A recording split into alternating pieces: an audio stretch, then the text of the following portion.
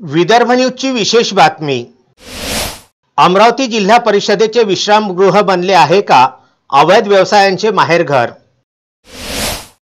विश्रामगृहाच्या मागे फुटलेल्या बाटल्या व पत्ते यांचा खच का पडलेला। जिल्हा परिषदेचे अधिकांश कर्मचारी व अधिकारी नेहमीच असतात का विश्रामगृहावरती। ओल्या पार्ट्यांकरिता प्रसिद्ध झाले आहे का जिल्हा परिषदेचे विश्रामगृह।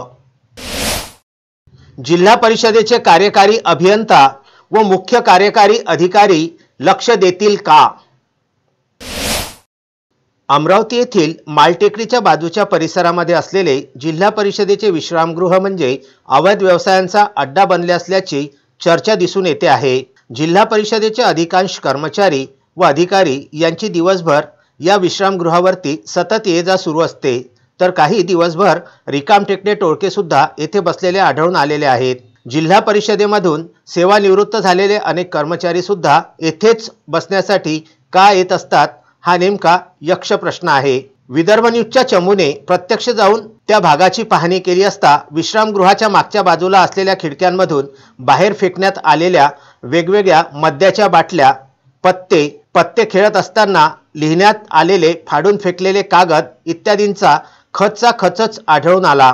यावेळी आता असा प्रश्न उपस्थित होतो की जिल्हा परिषदेचे हे विश्रामगृह म्हणजे नेमके अवैध व्यवसायांचा अड्डा बनला आहे का, याकडे बांधकाम विभागाचे लक्ष का नाही। जिल्हा परिषदेच्या बांधकाम विभागाच्या अखत्यारीमध्ये हे विश्रामगृह येते, त्यामुळे बांधकाम विभागाचे कार्यकारी अभियंता यांनी येथे जातीने लक्ष देणे गरजेचे आहे।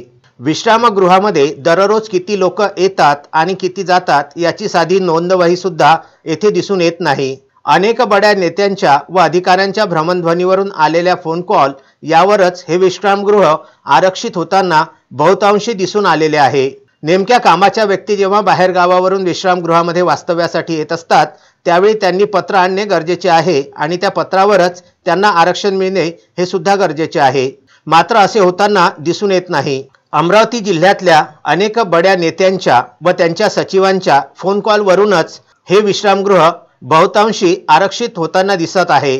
कोरोनाच्या पार्श्वभूमीवर हे विश्रामगृह बंद ठेवण्यात आले होते व येथे कोरोना रुग्णांकरिता क्वारंटाईन कक्ष उघडण्यात आला होता। त्यानंतर या विश्रामगृहाची स्वच्छता करण्यात येऊन पुनश्च हे विश्रामगृह जिल्हा परिषदेच्या बांधकाम विभागाला सुपूर्द करण्यात आले होते।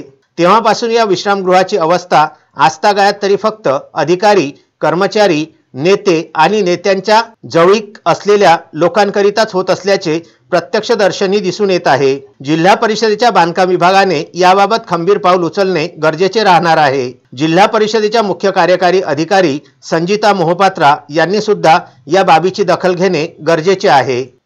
Vidarbha news bureau, Amravati.